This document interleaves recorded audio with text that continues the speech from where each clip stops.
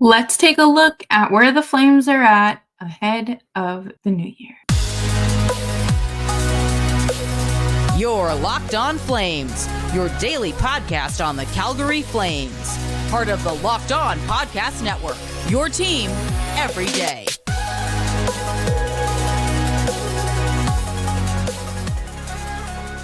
Well, hello everyone, and welcome to today's episode of Locked On Flames. As always, I am your host, Jess Belmosto, and thank you so much for joining me here today. Today's episode is brought to you by Sleeper. Download the Sleeper app and use promo code LOCKEDONNHL to get up to a $100 match on your first deposit. Terms and conditions apply. See Sleeper's terms of use for detail.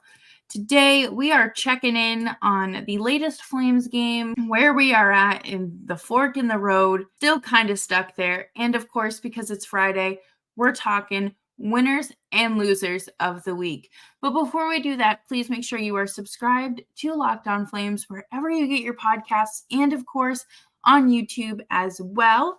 We are approaching 700 episodes, which is bonkers to me. So thank you to everyone who's even just listened to one episode, or if you're a recurring listener, I appreciate you. Last night, the Flames took down the Anaheim Ducks 3-0, and Jacob Markstrom earned his 200th career win and his first shutout of the season.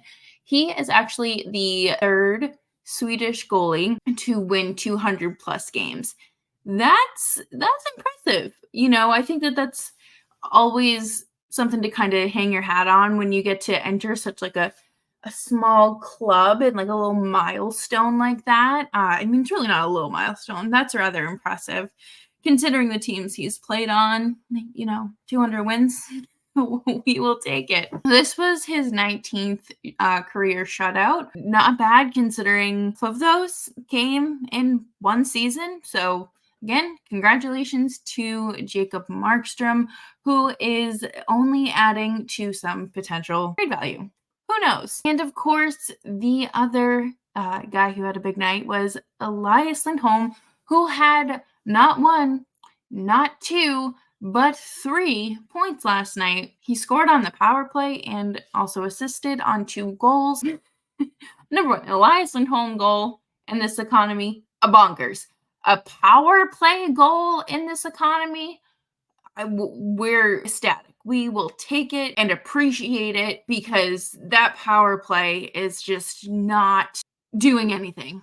And one of the more frustrating aspects of the game was Jonathan Huberdeau having a wide open shot and still passing the puck.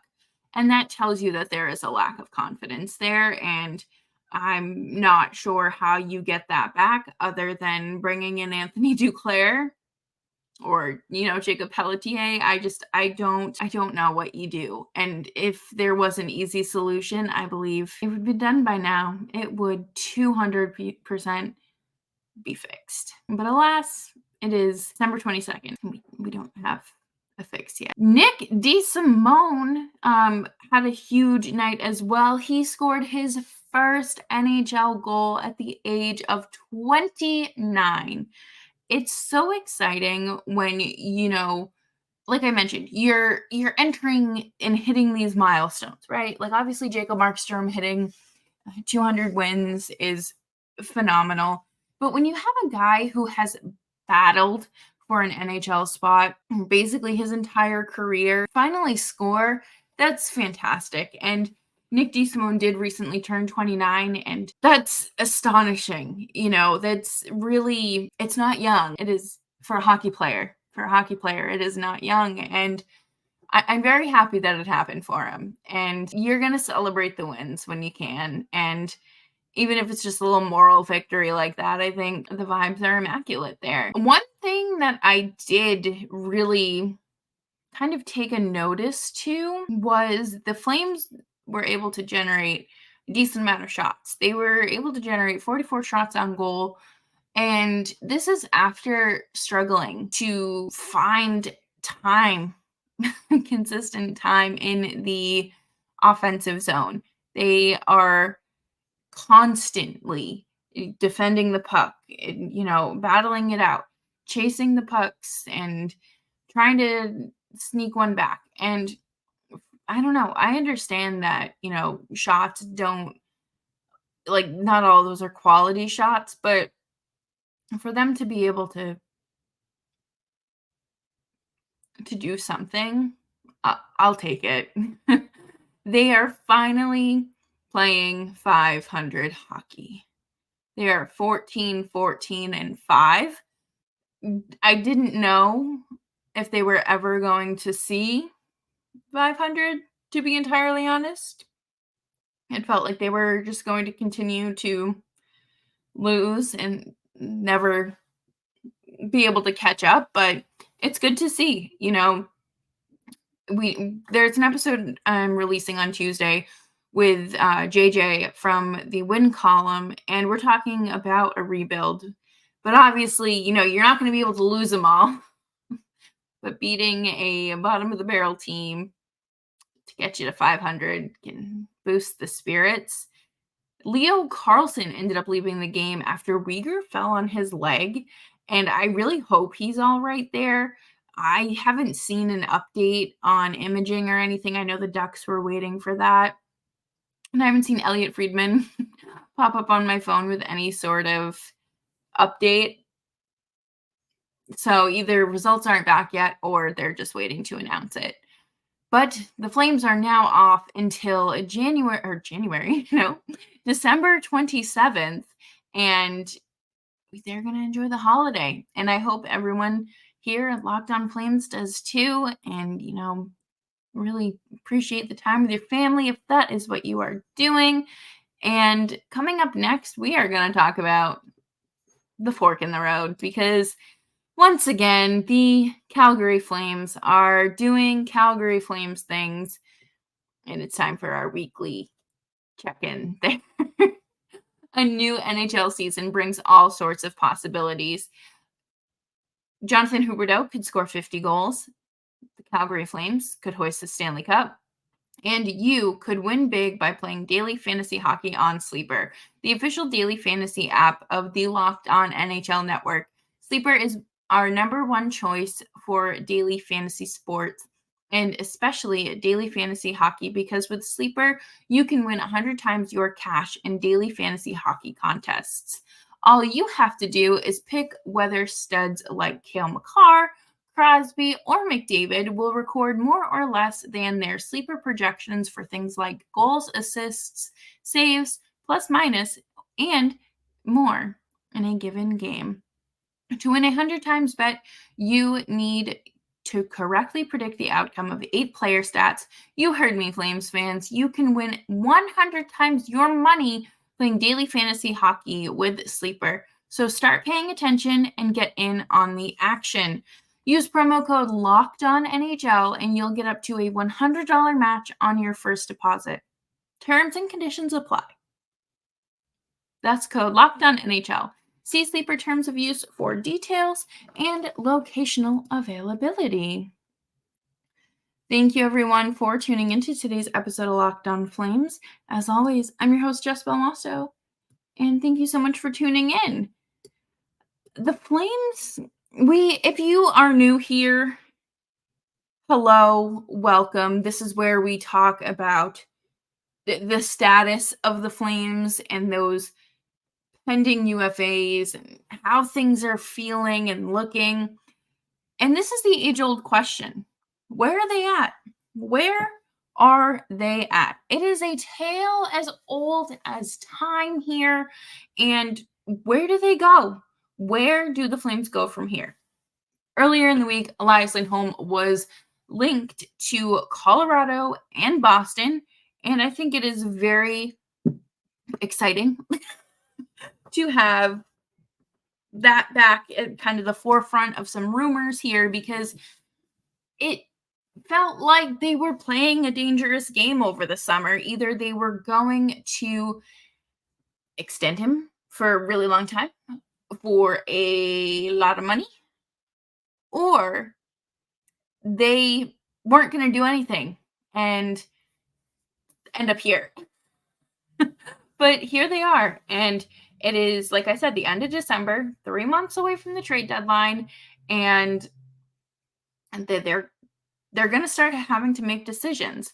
I feel like this is the next domino to fall, or the next Jenga block to be pulled, because if it was dominoes, things would be moving slowly or moving quickly. Jenga, tricky moves, one wrong move, everything comes tumbling down. I'm very interested to see if they do kind of crank up the heat after, January 1st, or if it's earlier with, when they're back on after the roster freeze is done. I really believe that this is the next move. I think it's either Lindholm or Hanifin, and something has to be done here, because if the Flames want value and players or decent draft picks, they're going to have to trade him now. He has kind of bolstered his slow start to, he's having several multi-point games a month now. And it's good to see, but I just don't see Elias Lindholm being part of the long-term plan in Calgary, and that's fine. That's absolutely fine, because there are other options. Chris Tanev also talked with, I believe it was Sportsnet 960 earlier this week, and said that he thinks he can win in Calgary, but it's up to the team to decide what he wants to do. Do I think that the Flames should trade him? I mean, I think it's time to start cleaning house. They've waited long enough, but I'm also fine holding on to Chris Tanev and maybe signing him to a year extension. I've said it a number of times. He is the one player I'm fine with. You're not going to be able to sign him to a 3 or 4 year deal. That is absurd. I think 2 years is even, absolutely max. I think 1 year is fine. Low risk, high reward sort of thing. And you're still holding your defense together, especially if you trade Noah Hanifin. I feel like the Flames defensive group could just really use an upgrade, but it's kind of like plug and play until they decide to get serious about it. Vladar, they have to let him go. They have to figure out somewhere for him to go. Toronto's looking for another goalie. New Jersey's looking for a goalie. I've heard LA. I'm sure there are going to be other teams that pop up as well. And it's just super interesting that Dan Vladar just has potential of being a 1A, 1B goalie. And we talk more about that next week with JJ, but I don't know how much longer you really should let Wolf stay in the AHL. I understand he hasn't had the best start to his NHL performances, but the only way you get better is by facing that quality of talent time and time again. It's just the consistency. You're going to get better. Practice makes. They don't have an update on Shillington yet. Kevin Rooney announced him and his new wife are expecting, so they're probably going to want to either retire or move back east and sign in somewhere free agency 2-way contract. I am still wishing nothing but the best for Shillington. I think that, your well-being comes before any job, and that includes being a professional athlete. I miss him terribly.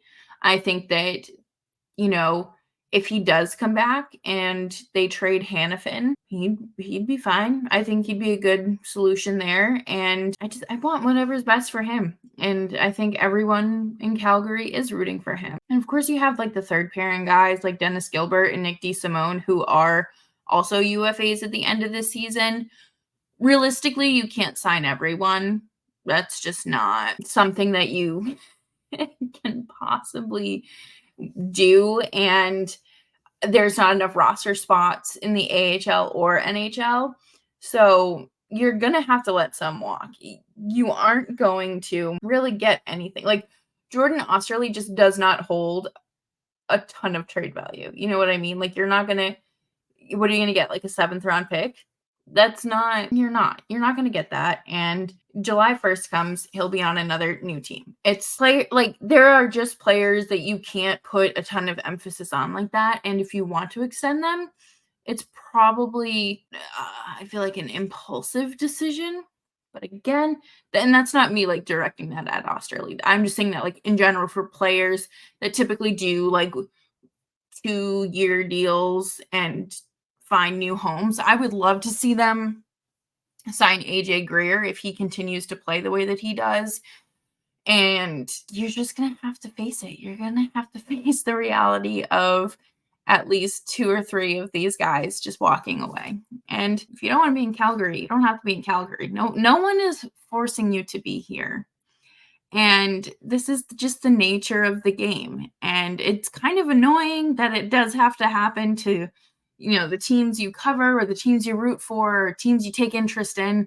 But that, again, it's the nature of the beast.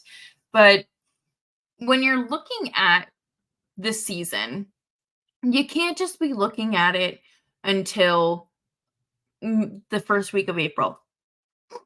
You have to be looking at it from like a 2-3 season standpoint. And I think it's so important to look at what's coming down the pipeline and what your roster is going to look like with those players that are under contract. And we talk a lot about that on Tuesday's episode of Locked On Flames. And you're going to have to stick around and hear that because JJ provides some excellent analytics and insight to the Flames rebuild, really, what should happen there.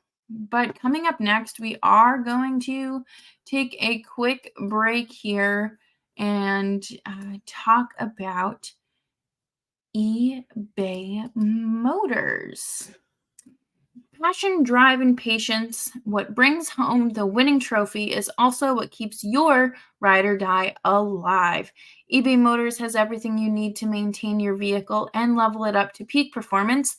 From superchargers, roof racks, exhaust kits, LED headlights, and more. Whether you're into speed, power, or style, eBay Motors has got you covered. With over 122 million parts for your number one ride or die, you'll always find exactly what you're looking for.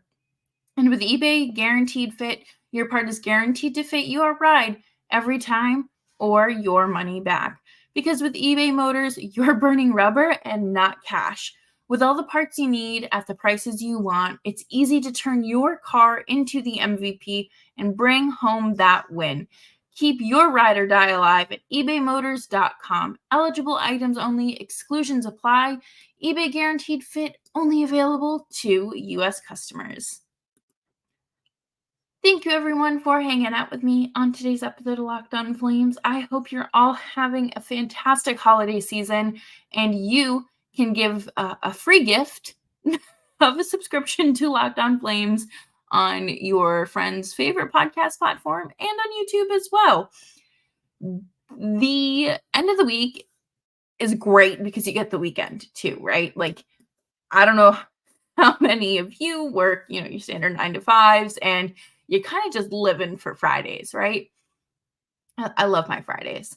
Friday at like 1:00 when I come back from my lunch break, I'm like, all right, weekend's here. This is my weekend. But I also love Fridays because I get to do the winners and losers of the week.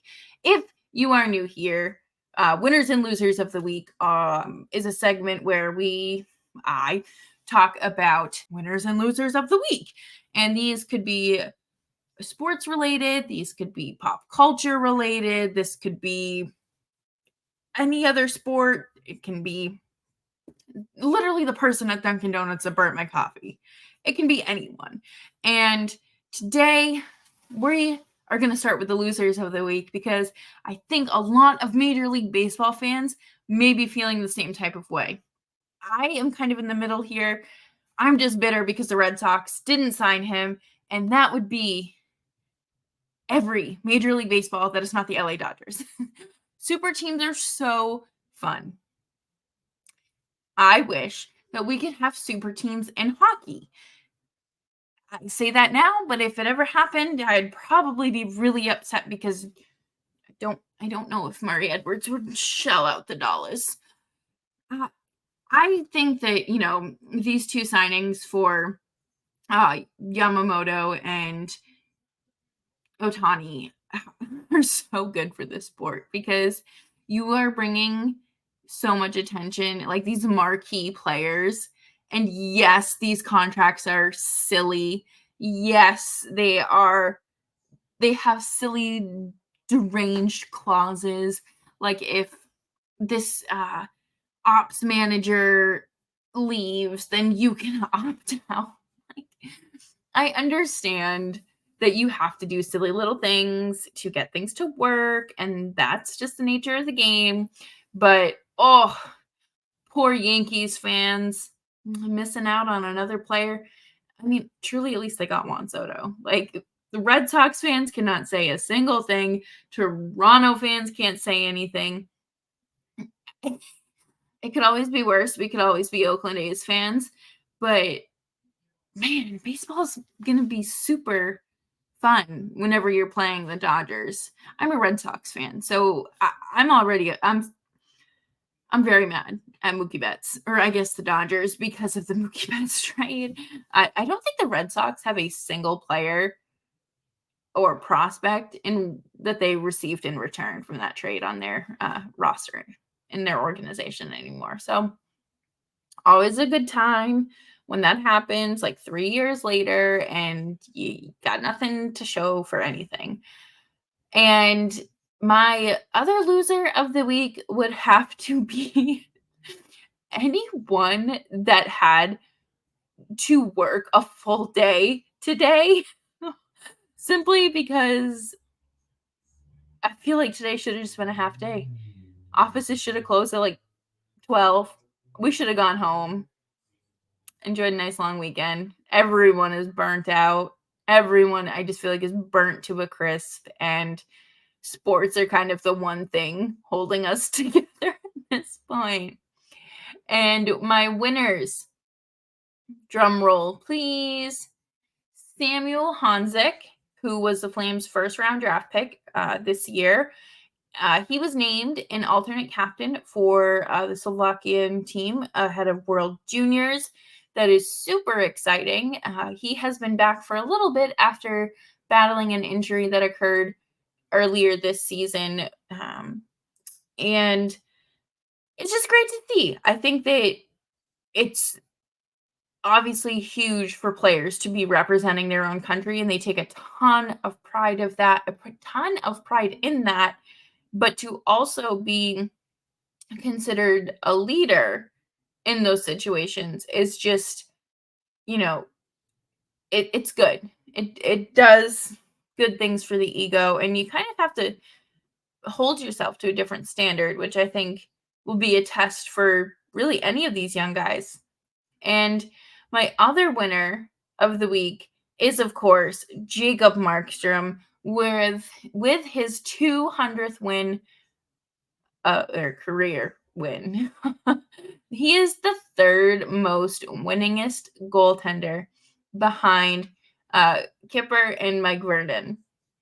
I didn't know I know the Flames have had a ton of goalies, and I don't know their goalie depth off the top of my head in the last, 5 years. I feel like it's been a lot of different people. And I'm so intrigued to see what the rest of Markstrom's career looks like. He's a super competitive guy who has not won, who really, I hate saying like doesn't have anything to show for it, because like, do any of us have anything to show for what we're doing every day other than pure exhaustion and burnout? He doesn't have that. He's never won, I guess is what I should say. He's never won. And that's disappointing because he's a very, decent goaltender. He's competitive. He steals games left and right. And when he's locked in, he's locked in. So congratulations to Jacob Markstrom. And actually, I'm going to name one more winner of the week. And that is every little flame, like baby flame, that got to go to family skate this week. Thank you for being precious on the internet for all of us to observe. Benji Anderson is like a full-grown adult at this point. I think he's like 3 or 4. And then you have Chris Tanev, Markstrom, and Lindholm. All of their babies are turning 1 very soon. And how did this happen? I love following, the wives and girlfriends on Instagram, because you get to see kind of like behind the scenes stuff. Like Annika is always posting stuff with Elias, and before the baby, it was him and the dogs, and they'd be playing fetch out in the snow. And now it's like Elias like having like a pacifier shoved in his face while he's trying to watch TV, or Markstrom just like reading to his baby. Like, it's the human element. It's great. But that will do it for today's episode of Locked On Flames. Thank you, everyone, for tuning in. Again, whether this is your first time or you're a recurring listener, I greatly appreciate you. And it is not lost on me that y'all made Locked On Flames this is the best year for the podcast. And I'm forever grateful that y'all embraced me. And we'll talk more about this next week. But thank you. Hope you all have a nice, warm holiday. Stay safe. Leave Santa some cookies. And of course, make sure you're subscribed.